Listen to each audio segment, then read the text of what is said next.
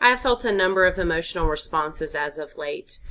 We have had several deaths up at the college where I work, among other things.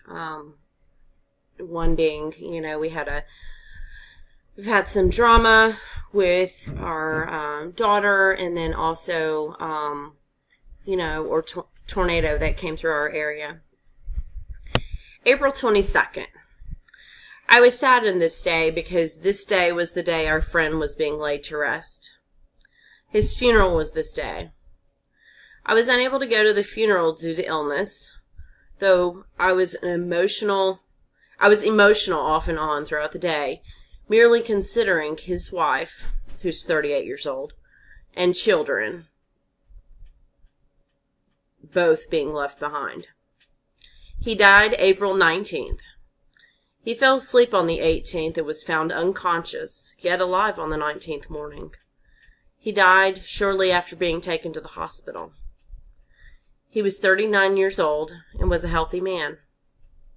John Richardson, not even 40 years old, merely went to sleep and never woke up. He had a brain aneurysm. His wife is a year older than I am, at age 38. Their children are 8 and 10. John was a kind man and was a close business associate of my husband. My husband and John had been out to eat that prior week. Of course, they discussed business and afterwards discussed home life and children.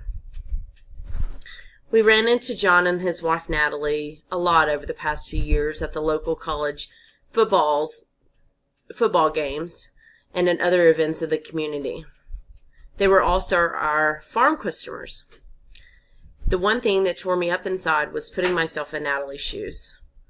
Now, she has a business to run by herself, 2 children to raise by herself, and once all of the supporters that had rallied around her in the days following his death had left, what would she do?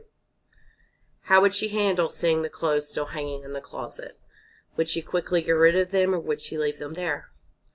Putting myself in her shoes and considering if I had been that woman tore me up inside. It made me hurt for her, knowing that her world was being turned upside down. This doesn't particularly remind me of anything in my childhood or past. As a child, I didn't encounter death much. This emotional response shows me that I have empathy for those in pain. I truly put myself in their shoes and imagine how my life would turn upside down if I were in such a situation. This particular emotional response also makes me wonder how codependent I am on my own husband. Another emotional response that I had was on April 25th. Around 12:45, I had a terrible coughing fit. I'd been fighting off bronchitis. As I was taking a breathing treatment, I got an alert on my phone stating that we were under a tornado warning. I woke my husband and children, and we gathered in the center of our home. Around 1:30, a tornado decided to make its way over our neck of the woods. We heard it outside, and we saw the effects of its force, but by the grace of God, it did not touch down directly on us. However, it did touch down less than 5 miles from us and continue on for several miles from that point. It ended up being an EF3 tornado. It hit our community with such force that we made national news. Not in a good way.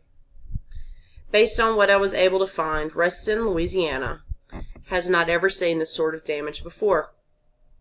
There were casualties. There was destruction. However, my community rallied around those affected and worked hard to help right what was wrong. My emotional response consisted of fear and anxiety initially, and then thankfulness to have not been hit by that tornado. However, once I heard of the damage that hit our town, I felt numb, and I was in total shock. It felt as if I had been watching a documentary on tornadoes that occurred elsewhere. However, the damage was here, right in my own backyard. I felt sad, knowing that some lost their lives. I felt somewhat pleased to know that some businesses whose buildings needed a facelift, though their owners could not afford it, would now be restored of something to something of greater beauty. I was sad to hear of college kids that were soon to graduate whose vehicles had been completely destroyed and they merely had liability insurance coverage on them. It is hard to nail down merely one or two emotions that have been felt since the tornado has come through our town. Since then, the community, National Guard, FEMA, and many other organizations across the state have come to our aid. That has been overwhelming to see. It has warmed my heart to see the neighborhoods that were torn to shreds have been cleared of all fallen trees, and they simply await the insurance adjuster to come by. The folks in this area have worked so hard to help their fellow neighbor. It has been truly amazing. I have not been through such a storm before, so there isn't a way I can relate this to a childhood experience. As far as it relates to any buttons that I may have, I suppose I would say that it saddens me to know that someone around me has endured heartache. However, I also recognize that what warms my heart to no end is when loving and caring people who may not even know the one they are helping reaches out their hand to help someone in need. Another emotional response. I felt quite a bit of emotion on April 29th. Yesterday evening, my daughter told me that she will be brought into the principal's office today. After inquiring more about it, it stems from an ongoing situation with another little girl who's 10 that Abigail goes to school with. This girl has boasted about doing drugs. My daughter, not wanting to have anything to do with that, didn't want to be friends with this girl due to this. This girl, knowing that Abigail no longer wants to be friends with her, has started bullying Abby, calling her a B on a regular basis. She also bullies her. The bus driver found out about this young girl doing drugs and spoke with the principal. Now the principal wants to speak with both of the girls.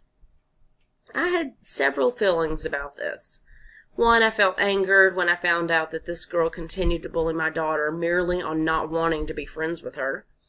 On the other hand, considering that this is a child, I was saddened as this girl shouldn't be exposed to such harmful things in the first place. It comes back to being neglected at home. Now, it is suspected that the mother uses meth, and of course there are other substances and questionable people staying around the home.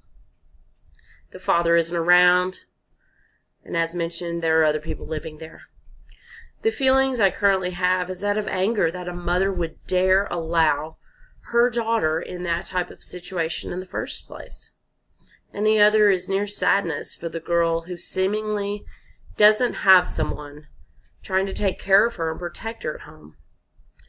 I'm not sure if this relates to anything in my childhood, but I do have a strong tendency to want to speak up when a child is not being cared for properly. If a mother or father cannot raise a child, they have no business keeping a child in their home. Someone needs to intervene and allow that child to be raised in a good home, free from drugs and the drama that comes with it.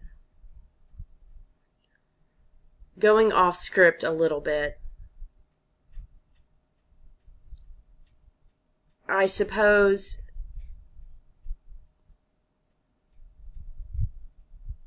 it is very much important for children to know that they are cared for and loved. And going back to a childhood where a father walked out on me as this little girl, yeah, I suppose it does. These feelings probably do tie into a trigger that I've had. Wanting a father to be there and to care. And just as this girl, she has a mother there, but is not taking care of her. And she's instead putting her in harm's way. So, back to the script. As far as it relates to my buttons, I am high-tempered when it comes to children not being taken care of. The thought of a child being neglected makes me sad for them and angry towards the parents.